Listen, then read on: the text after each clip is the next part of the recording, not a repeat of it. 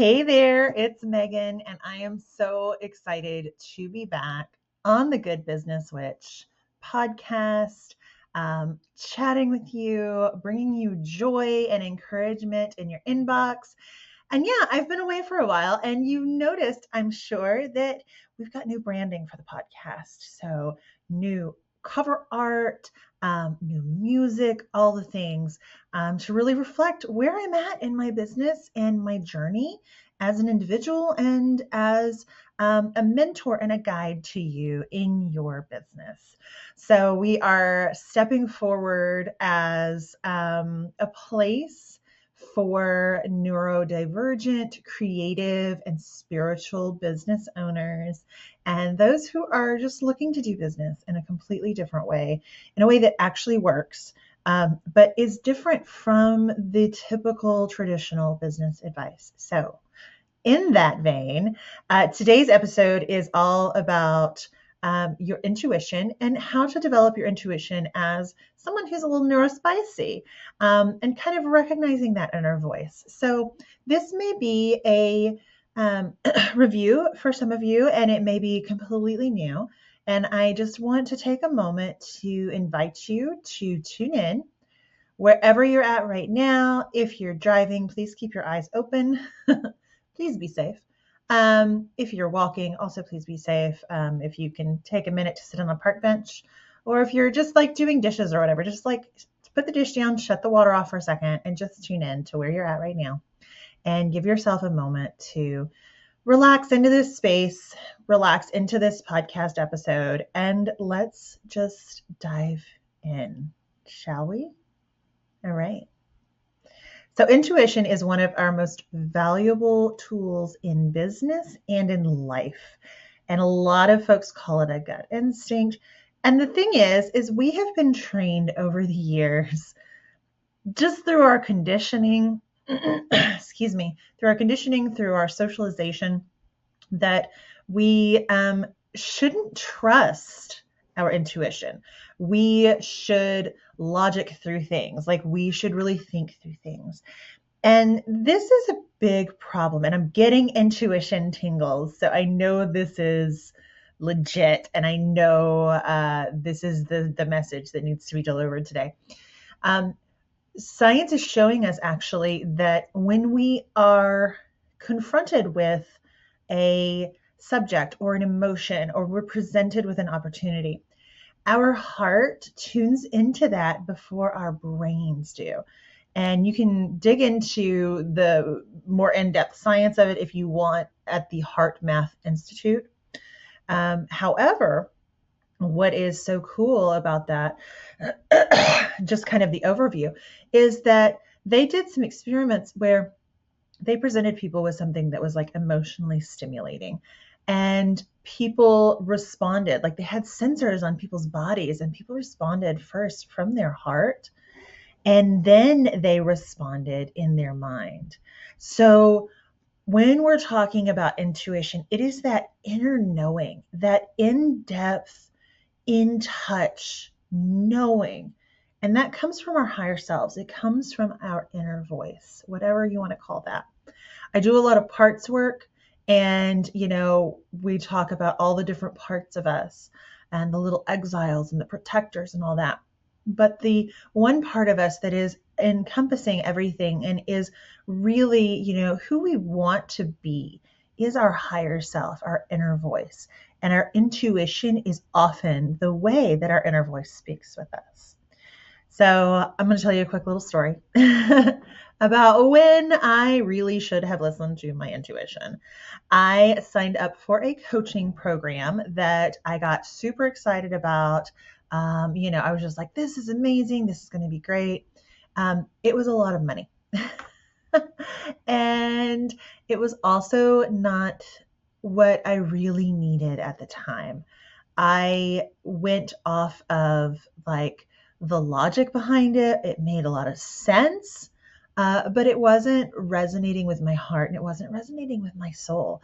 And that is the problem, because it ended up not working for me.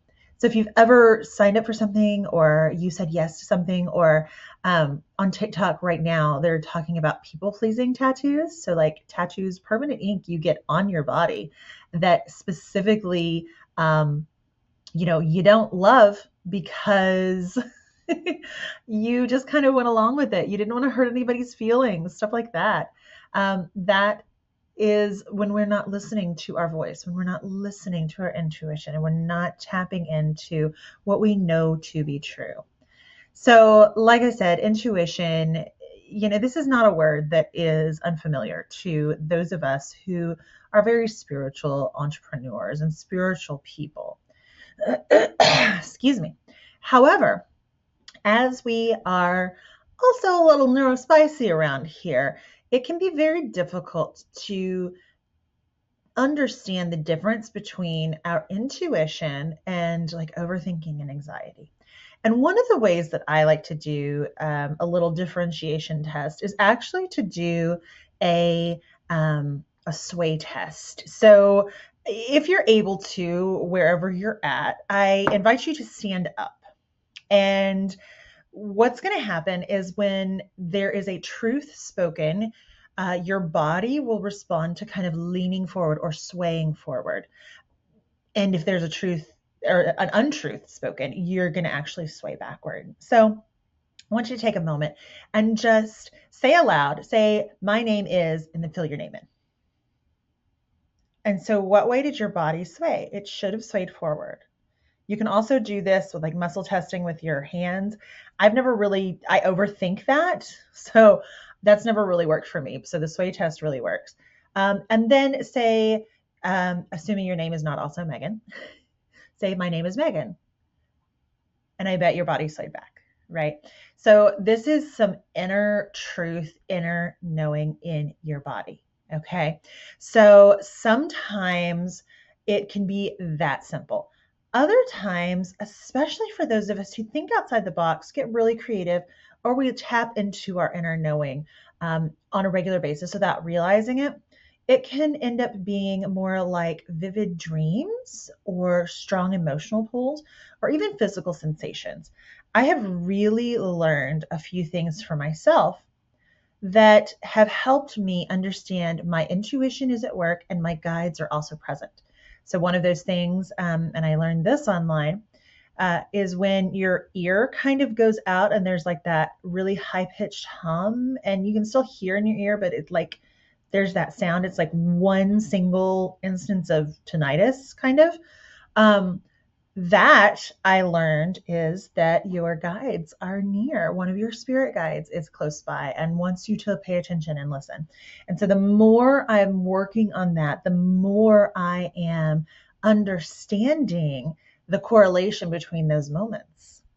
So a lot of those moments are highly significant, or they're an important conversation topic with my partner, or it's something that a client is coming through and saying to me, and my spirit guide is right there saying, hey, listen to this. Another thing that has been so interesting for me is I will get on the back of the left side of my skull, so kind of like that back quadrant. I will get tingles, like affirmation tingles. And I've found that as I tune into those more, it's actually the whole back of my head, and up to my like crown chakra, essentially. So like from like where my neck meets my shoulders, and then all the way up. That's where my tingles are, my intuition tingles. We also get sometimes like butterflies in our stomach. Sometimes you just know. And in those moments where you just know something, like you would bet $100 on it, or you would, be willing to follow that knowing down that path, do so. Do so safely, right? If you just know you have to jump off of a cliff without a parachute, that is probably anxiety or something else talking. So please don't do that.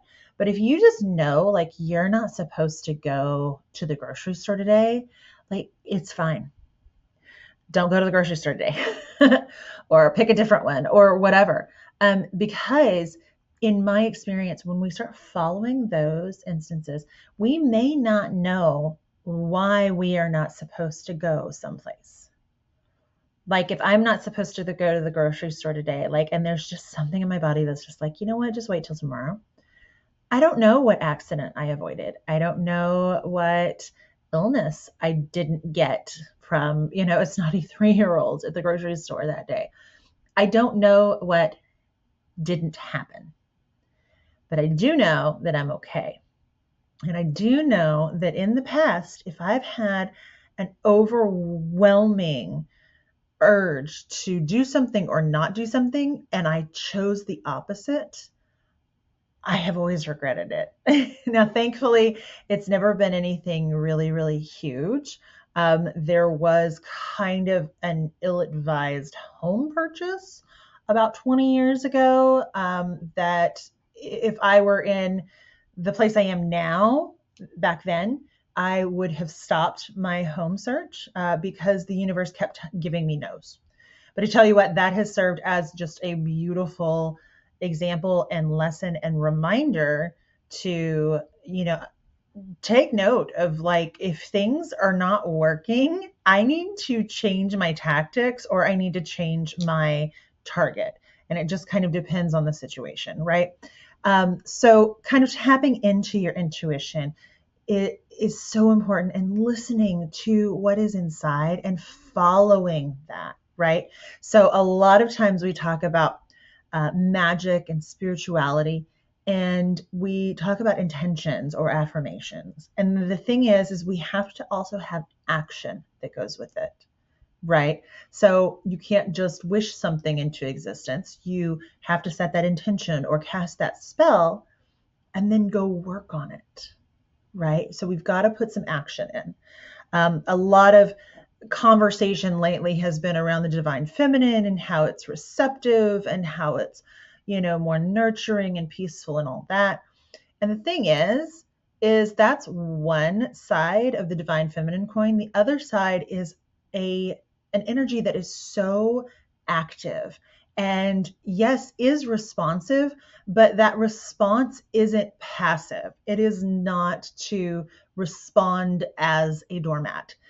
The response can be, hey, I see that this is what I need to do. I'm going to go do it. Or I see that this person or this community needs defending. I'm going to go do it, right? We don't talk about Papa Bears. We talk about Mama Bears, right? The divine feminine is actually very powerful and very empowered as well. And that's something we really need to remember and to lean into. I have gotten off track from my notes a little bit, but you know what? I feel like somebody needed to hear that. And it felt really good to just kind of bring that out. So kind of recognizing your intuition, it's perhaps recurring thoughts or a physical discomfort, or even that sudden clarity, that sudden knowing that you just need to do something or not do something. Follow that, okay?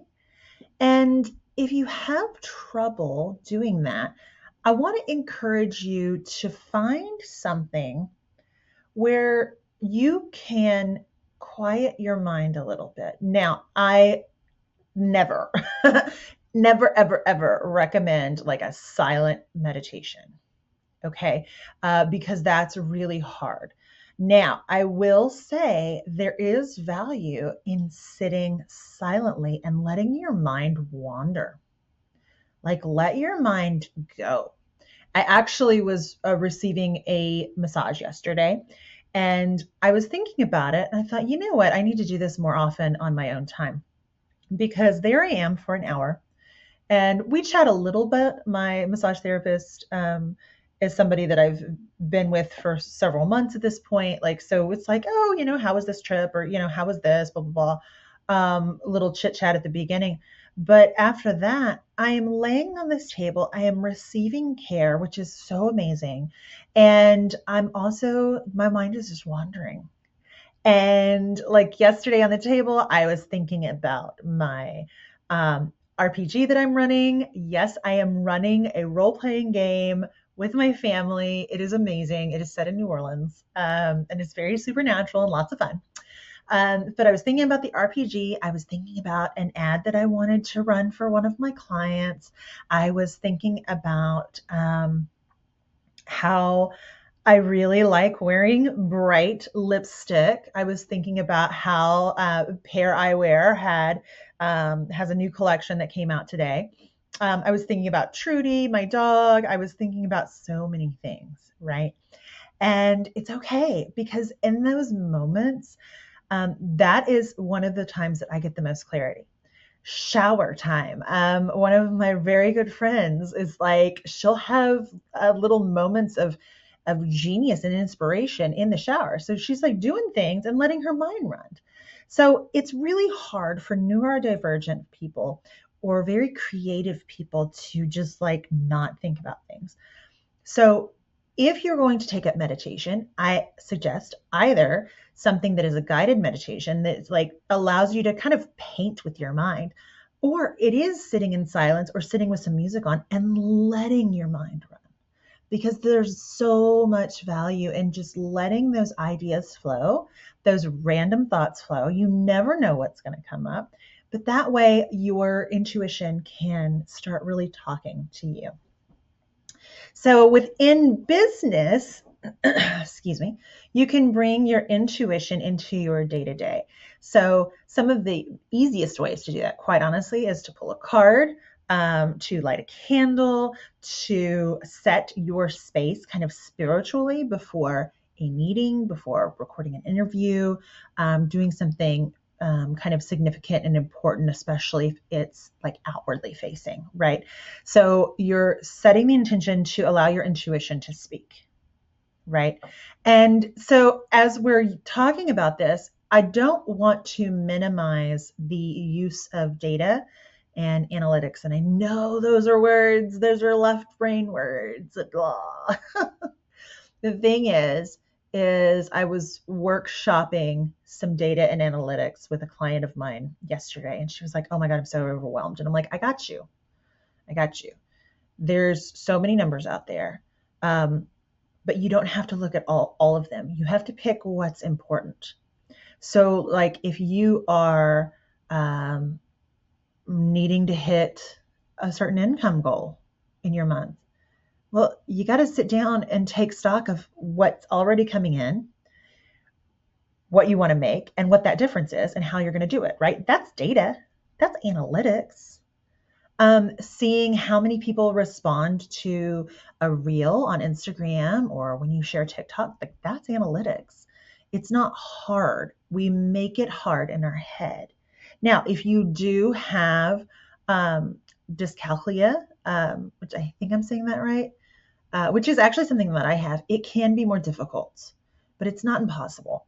And the thing is there are always resources, coaches such as myself, other mentors, that sort of thing, and kind of cheat sheets out there as well, honestly, that will help you understand what's going on with the data and help you process that. Because then when you combine your intuition and data together, that's like the best thing on the planet when it comes to your business. And, you know, I want you to be successful, and I want you to understand that you can bring both sides of those into your business.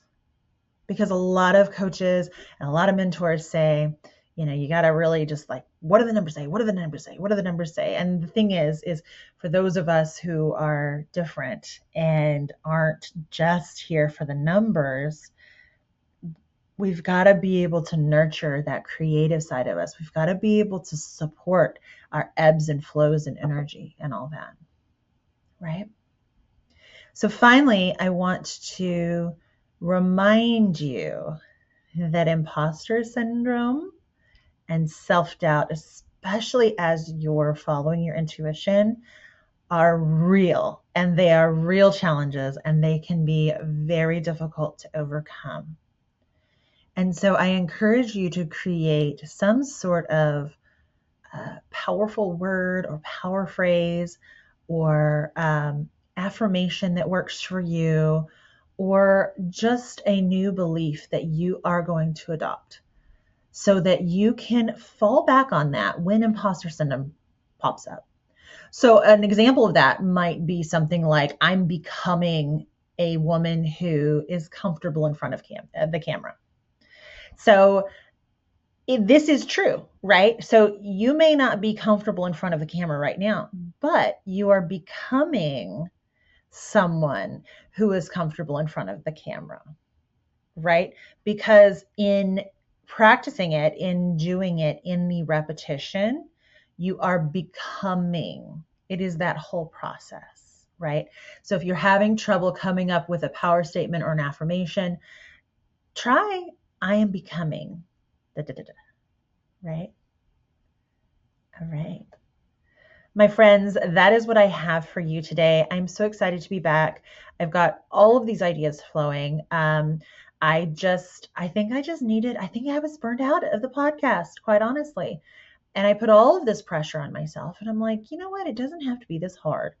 So actually, one of my power phrases right now is let it be easy. Let it be easy. I've had a couple of dreams recently where I'm literally trying to affect the physical world, like with my breath.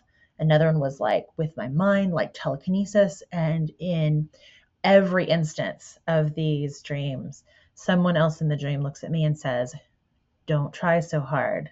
Stop forcing it. The power's within, just let it be. And so I am remembering it. Let it be easy. Let it flow. So whatever your power word, whatever your affirmation is, I would love to know. So find me on social media at The Good Business Witch. So THE Good Business Witch. I'm also on LinkedIn. You can just search my name and it'll pop up. I'm on Facebook as well, also searching my name. And I would love to connect with you and hear what your power phrase is. So let me know. And I want to also give you a little heads up about some things happening soon in the Good Business Witch community. So one is the Lunar Business Lab. And so this is my low-cost monthly membership. It is $30 a month, $90 for the quarter. And that is a monthly membership where we really focus everything on the moon. So together, we're going to be coming together to set intentions together in a ritual, set them based on the energy of the month.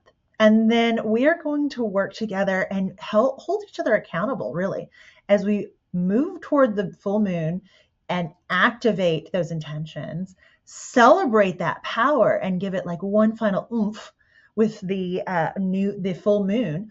And then we're going to kind of go through and reassess things that have happened, set some new goals kind of in preparation for the next new moon. And then we're going to do it all over again. So it's going to be ritual. It's going to be strategy. It's going to be flow. It's going to be ebb. It's amazing. So that is coming up in August. And I am also reopening the doors to the MBA program this autumn. I don't have a date yet set for that, but keep an eye out on that. That is my group program where you get ever expanding modules of content. I'm actually in the process of writing a new module on Facebook ads. So I'm creating modules kind of as things come up, as members need them. And so that will be opened up as well very soon. That is group and one-on-one combo hybrid. And then, of course, you can always work with me one-on-one. So head to my website, meganwinkler.com, for more info there. And until next time, I hope you have a wonderful, wonderful week. And as always, stay magical.